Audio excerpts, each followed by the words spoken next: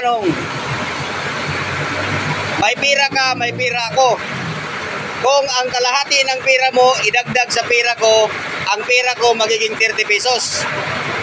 Pero kung ako ang magdagdag sa pangatlong bahagi ng pira ko sa'yo, ang pira mo magiging 30 pesos din. Ang tanong, magkano ang pira mo at pira ko?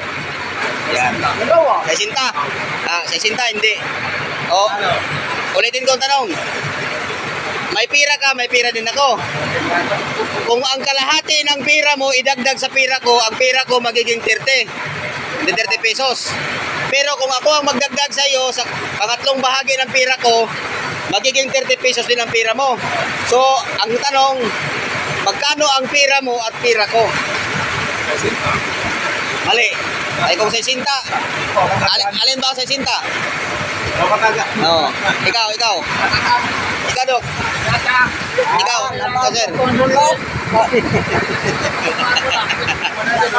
Di, 100 talaga ibibigay ko sa 100. Basta makapagsagot. Ikaw, Nong. Nong, kaya mo sagutin. 100 piso.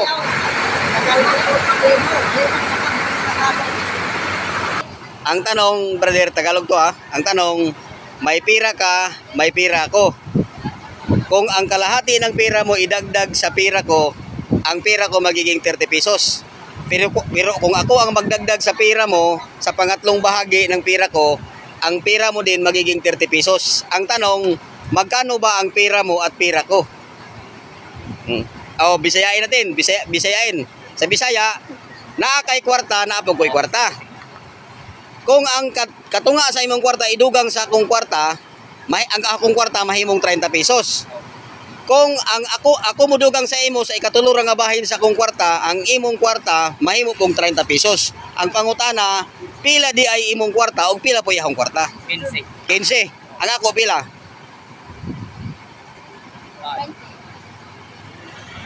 15 pod. O sige atong totalon. Atong isolve kung sakto ba. 15 ang imong kwarta, 15 pod ang ako.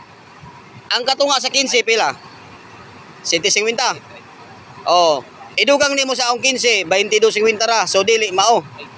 Oh, kinahanglan mga mo ang imong kwarta, ug idugang ang katunga sa imong kwarta, idugang sa ako mahimo pong 30. Ug ako pud ang mudugang sa imo sa ikatulurang nga bahin sa akong kwarta, mahimo pong 30 ang imo. Sa ang pangutana man na pila di imong kwarta ug pila po imong kwarta sa halagang 100 piso. 60. Sumobra na. Sumobra na. Sobra na. Oh, so hindi nasagot ang tanong, mali ang sagot. Oh, kayo. Oh. Basi dai baka kayo na naman ang magwagi. Ang tanong ganito. May pira ka, may pira ako. Kung ang kalahati ng pira mo idagdag sa pira ko, ang pira ko magiging 30 pesos.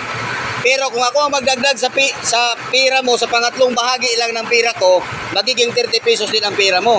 Ang tanong, magkano ang pira mo at pira ko? Dalawa ang answer mo. Answer mo yung pira mo at pira ko. Sa Bisaya ano to? Sa Bisaya, naa kay kwarta o naapo ko'y kwarta. Kung ang katunga sa imong kwarta idugang sa akong kwarta, ang akong kwarta mahimong 30. Pero kung ako ang mudugang sa imo sa ikatulurang nga bahin sa akong kwarta, mahimo pong 30 ang imong kwarta.